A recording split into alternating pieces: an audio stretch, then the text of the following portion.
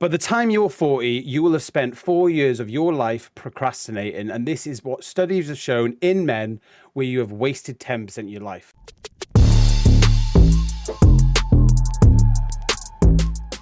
So today we're going to go through stop wasting your life, how to get over procrastinating. We're going to go through some tips, but before we do the 4 amazing, valuable tips that will help you stop procrastinating, we're also going to talk a bit about this theory behind it and what does it mean to procrastinate? Because a lot of people get mixed up. Yeah, 100%. And over there, ladies and gentlemen, is Craig Madden. He is a stress relief coach for hardworking dads. And I, myself, am Tom Cockrell, who works with frustrated husbands, empowering the mindset of them. And together, we are Happy Man, Happy Home. So if you like the channel, you like the idea of the channel, then please feel free to leave the thumbs up button, hit the subscription, and ring the notification bell, because we do plenty of videos like this, along with some other sort of music reviews and that sort of helps the mindset, 'cause that's what we're all about. We are fully accredited coaches, internationally trained. Yeah, studies have shown recently that adults spend about 55 days overall in time a year procrastinating and wasting their time. And a lot of people think, oh, it's because they're lazy. Now, this isn't always the case. Actually, it does come a lot from fear, judgment,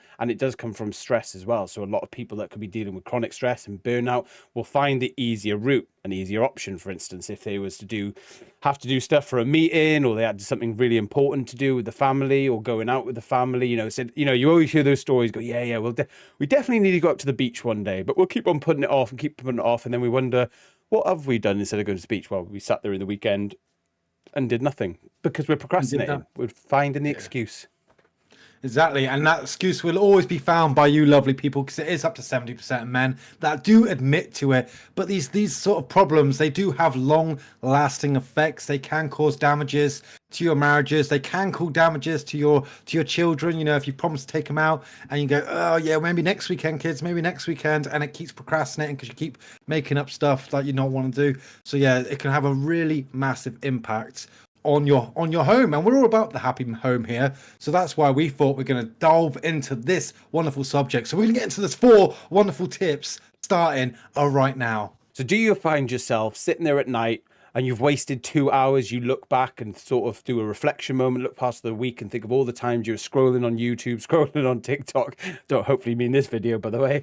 Or you find yourself binge watching something like a Netflix series until 2 in the morning instead of actually doing something with action. Well, let's get some 4 tips out of the way to stop you doing that and doing things meaningful, taking the kids out, doing something with the wife, just doing something to better your life. So tip number 1. So like I mentioned earlier, the most procrastination that comes from human beings, and mainly in men, believe it or not, is fear or judgment or being judged by others. And it's being scared of stuff to do. So for instance, you'll put things off. That's what procrastination is, when they try not to define it in a scientific way. It was like, if I said, what is procrastination? Someone will go, yeah, you're just putting stuff off, aren't you? And you're just doing nothing. It doesn't always mean that. You might actually be actively doing something, but it's actually meaningless to what you actually want to do. So for instance, we can talk about in the coaching game. So me and Tom, we were doing a lot of coaching. And when we had the mentor or coach with us, it was very easy to stay on track, because we had someone to keep on annoyingly tell us, hey, have you done this week, and hold us accountable. But when we sort of walked away from that, it took us a while for our businesses to kick off, because we were procrastinating and we didn't notice until after. But what we did notice when we started talking to each other and saying like, what have you done this week? Or what have you done yesterday? We started to almost internally, mindfully journal what we had done. So this brings me to like the actionable part of this tip. What you should do to realize what your procrastination is, because it is the root, or identifying the root.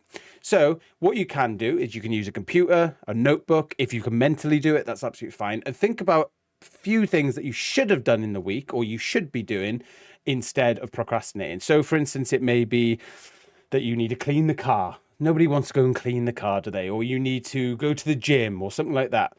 When you write those things down, write down what you did instead of that such thing. So I'm going to use the gym as an example. You meant to go to the gym Monday to Friday, but you kept on doing stuff and things got in the way. Write down all the things that got in the way.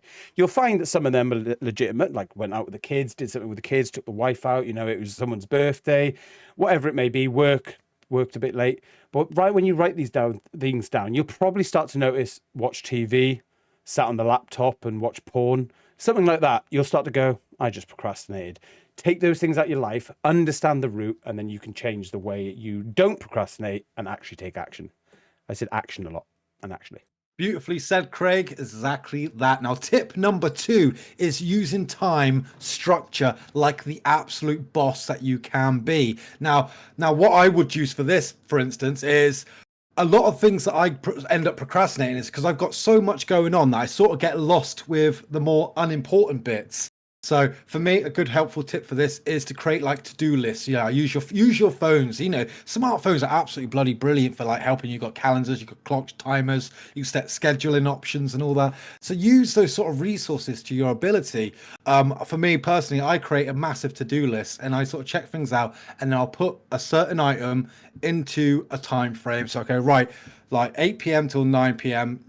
we're going to record this video. I don't want any distractions. There's not going to be no delays. There's just going to be on for this for the recording. From 9 till 10, that's where I'm going to say clean the car, because I need to clean the car out. Because tomorrow, I know I've got a family day trip planned, because I don't want to procrastinate. I don't want to let them down. So at 8 o'clock in the morning, I want to be able to get out and go straight there. So absolutely use your sort of time. There is so much time in the day. We only sleep for like six to 8 hours of a day, and that gives us like 18 hours to play with, and the amount we waste off that day is absolutely crazy. So use your resources, use your devices. It could be the pen and paper, writing little notes to do. I mean, write notes on the fridge, whatever works for you back home. That's obviously down to your own personal preference, but whatever works for you to help you keep a distraction-free sort of environment and a distraction-free zone where you can say, right, this is what I need to do. This is my main focus. I'm going to do this. I'm going to achieve this goal.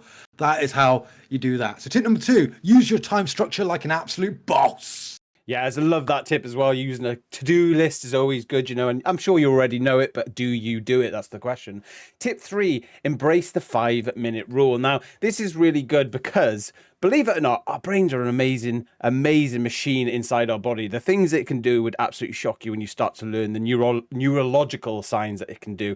But did you know that you can trick your own brain? Because in a way, it's dumb as well. Yes, that's right. You can trick the brain to stop procrastinating. So I'm going to use an example because I think it's the best way to talk about it instead of just me waffling on. So I'm going to just basically use an example. So I used to do a lot of stuff with coaching, and I used to say I needed to write a client avatar sheet, for instance, right? I need to write, who do I want my client to be? Who am I going to market to? Who do I want to fall in love with and have a relationship with on a coaching level? So what I would do is I'm going to tell myself at 6 o'clock, using Tom's method there of using time like a boss, I would then sit down. I'm going to start that work. I'm going to do 5 minutes, I'll tell myself. I'm only going to do 5 minutes. But what happens when you do something you really do want to do, where you get that release of endorphins? Well, 5 minutes turns into 10. 10 turns into 15. Before you know it, you're trying to get through that sheet as much as you can. You can actually trick your brain from procrastinating, because what would have happened if I said, yeah, around about 6 or 7, I'll probably do that. And then I end up on my phone, or I end up like playing Assassin's Creed Shadows or something like that. And then I'll just end up losing it, baby. So no, I sat there and I thought, right, 6 o'clock, I'm going to do this. I'm going to do 5 minutes minimum. And that's the big word there. I went on, started doing it, and I was like, oh, I really want to get this finished now because I've started. And, you may be different as a person. You may be happy to complete a job or do a job, come back 15 minutes or a couple of days later. But, you want to break out of that habit as well. So once you start, momentum, do not rest from that as well. Or sorry, momentum does the rest, should I say. But it's a really helpful tip. Just trick your mind. Just start doing it, and you never know, you'll start on the right path to passing your goal. Tip number 4 is building a habit of daily wins. Because you know what? A lot of people do not celebrate their daily wins that they've done. And trust me, when you've implemented tip 1, 2, and 3, and you start to see some progression in your life, I want you to take note of your top 3 daily wins that you've achieved that day.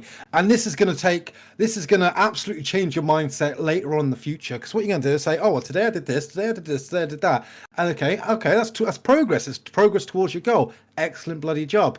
And then when you have a day where you might have procrastinated, oh, I've worked hard today, you'll go, right, what if I achieve today? And you'll feel that disappointment in yourself because you've had the time, you've implemented tips 1, 2, and 3, and now you're thinking, I've not achieved anything today, and that will let you down. And then the next day you'll go, no, I'm going in hard because I don't want to feel that sense of letting myself down again. So 100%, whether it's making a mental note, whether it's writing down on paper, whether it's doing it on your computer or phone, whatever. But those making those notes are absolutely important. And by God, celebrate them. You know, be proud of yourself. You worked hard. You've earned those wins, and they didn't come easy. They didn't come by you doing nothing. They were achieved by you putting your mind and focus towards the goal. So absolutely celebrate 100% those wins. And that is tip number 4. So we've learned quite a bit today. We've learned how to identify the root of procrastination. We use time structure like an absolute boss.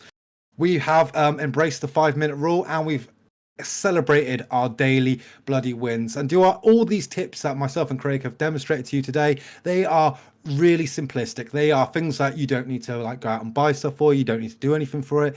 You can do this as of right now, and I guarantee you, if you put these tips into effect, you will automatically start seeing changes come to your life. You're going to see improvements coming here and there. Your relationships with your partner, with your children, they're going to start improving because you're committed to your tasks that you're going to do, and you're not letting those fears and procrastination take hold of you. So absolutely. And I'm sure Craig has got some wonderful final thoughts to say on this as well, haven't you, Craig? Well, heck yeah, I do. So if you just think of one thing in your life and just remember this, right? If you was given £86,400 a day or dollars a day and said that you had to spend those pounds or those dollars or that money disappears, you would try your best to spend every single penny, because at the end of the day, that money's going to disappear. It's now gone. You can never get that money back. So think of that as that's how many seconds you get a day. 86,400. Do you want to waste that, or do you want to spend every moment of every single day doing something you love or something that you cherish, and then you can look back and think, I enjoyed that, I took action, and I made my life a little bit better. Don't waste that time like you'd waste the money. So it's been really nice speaking to you all. My name is Craig Madden. Over there is Tom Crocker. Like we said, we're both ICF accredited coaches, international. We've done stage speaking, we've done speaking around the world, and we've also got best-selling books out there on Amazon, which if ever you want to reach out to us, you can absolutely feel free to do so by clicking on our Facebook links down below or on our description, and you can speak to us on a one-to-one basis and level where you can really program and level up your existence on how to be a happy man, happy home. I look forward to speaking to you because I know you don't want to miss out on this action. It's his money. Hey, sure, you're paying. Yeah, 100%. 100%. And don't forget, if you did enjoy this video, then please feel free to leave the thumbs up button, hit the old subscription, and ring that notification bell. We're slowly losing our professionalism throughout this video. We are happy men. We live in a happy home. We put these tips into it, along with our other videos that we've got on our Be a Happy Man, a Happy Home. And that's why we can't help but bloody smile, and we absolutely love life. So we want you to be how we feel, and that's why we give out these lessons. We have been exactly in that place of frustration and stress where it's defeated you, so 100% you can get back on top of that horse. Yeah, thank you very much. Smile a lot. This is us, by the way, but we were miserable at one point. Miserable, but we're happy now. It's really nice meeting you. Talking too much. We'll end. You press it. Which one of us? We press it or they press?